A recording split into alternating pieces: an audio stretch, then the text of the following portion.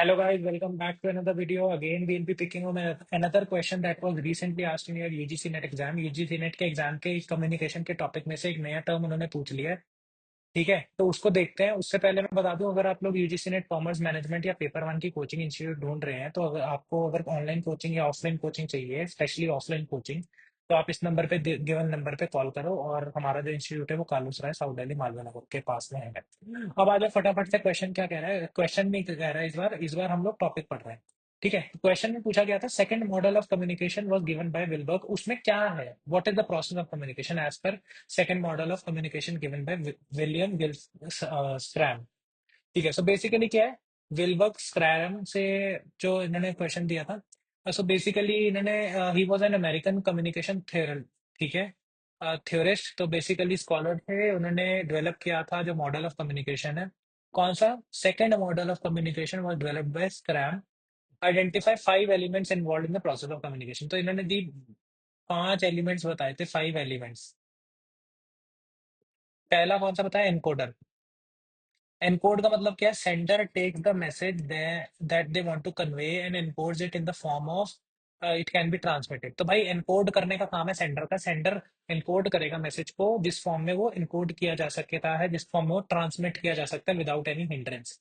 It may involve use of symbol, words, images and other forms of representation. तो भाई symbol के form में encode कर सकता है, वर्ड के फॉर्म में, इमेजेस के फॉर्म में वो इनकोड किया जा सकता है। रिसीवर क्या करेगा? डिकोड करेगा। एनकोडेड मैसेज को डिकोड करेगा रिसीवर, इंटरप्रेट करेगा मीनिंग को और अंडरस्टैंड करेगा, और सेंडर को इंटेंट, सेंडर क्या कहना चाह रहा है, क्या इंटेंट टू कन्वे, क्या उसका मैसेज है, क्या वो बताना चाह रहा है। तीसरा है इंटरप्रेट। इंटरप्रेट का मतलब है here the receiver must then interpret the message taking into account their own experiences. चीजों को इंटरप्रेट करेगा, मैसेज में क्या बताना चाह रहा है सेंडर उसको समझेगा, बैकग्राउंड कंटेक्स्ट को समझेगा, सेंडर क्या कम्युनिकेट करना चाह रहा है वो समझेगा, इंटरप्रेट करेगा। मॉडिफाई यानी रिसीवर मॉडिफाई करेगा मैसेज को, अपनी तरफ से लिखेगा बेस्ड ऑन द इंटरप्रिटेशन, उसको मैसेज को पास करेगा टू अदर्स। मॉडिफाई करेगा, अब लोगों को बताएगा कि इसने मेरे को ये बताया।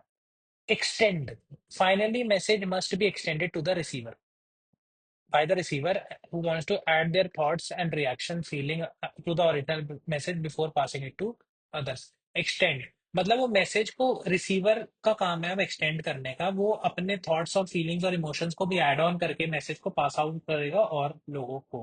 तो these are the 5 elements as per the this model, second model of communication. I hope ये आपको समझ में आ गया होगा। इसका ये चार्ट भी दे रखा है, एक बार हम देख लेते हैं। मैसेज को डिकोड किया जाएगा, इंटरप्रेट किया जाएगा, फिर एनकोड किया जाएगा, फिर मैसेज को फिर again encode, decode, interpret, encode, decode, interpret, encode. तो इस तरीके से इसका ये फ्लो चार्ट है।